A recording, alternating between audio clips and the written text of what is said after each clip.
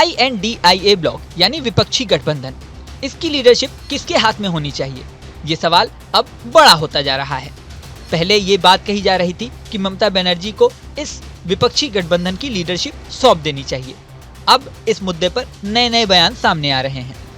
कुछ दिन पहले ममता बनर्जी ने कहा था कि वो राहुल गांधी से बेहतर तरीके से विपक्षी गठबंधन का नेतृत्व कर सकती हैं। ऐसे में INDIA ब्लॉक का लीडर उन्हें होना चाहिए। कई नेताओं ने उनके बयान का समर्थन भी किया। एनसीपी नेता शरद पवार और शिवसेना उद्धव गुट ने भी उनकी मांग का समर्थन किया और कहा कि ममता बनर्जी को लीडरशिप सौंपी जानी चाहिए। वहीं सपा के प्रवक्ता उदयवीर ने भी कहा था कि ममता बनर्जी को नेतृत्व सौंपने की बात पर सभी दलों को विचार करना चाहिए। अब इस मामले में नया ट्विस्ट सामने आया है। सपा के ही नेता रामगोपाल यादव ने कह दिया है कि राहुल गांधी के पास इसकी लीडरशिप कभी थी ही नहीं।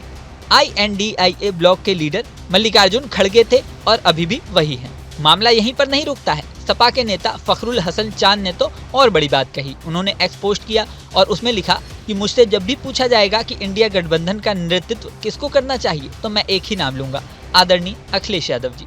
आदरणीय अखिलेश जी ने विपरीत परिस्थितियों में भाजपा को लोकसभा चुनाव में हराया ही नहीं, केंद्र की सरकार को गठबंधन की बैसाखी पर ले आए हैं। दूसरे राज्यों में जहां भाजपा हारी है, उन राज्यों में कभी भाजपा थी ही नहीं।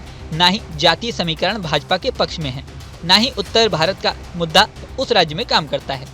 समाजवादी पार्टी ने भाजपा को उत्तर प्रदेश में उनकी ही पिच पर क्लीन बोल्ड कर दिया है।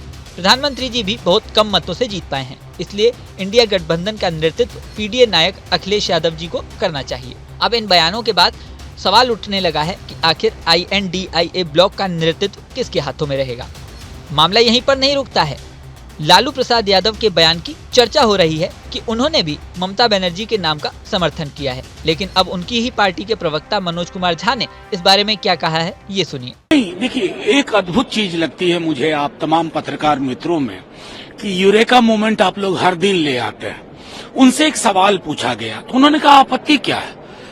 इंडिया अलायंस सामूहिकता की चीज है, इट्स अ कलेक्टिव में फर्स्ट अमॉन्ग इक्वल्स होता है, वो भी तब जब उसकी जरूरत हो।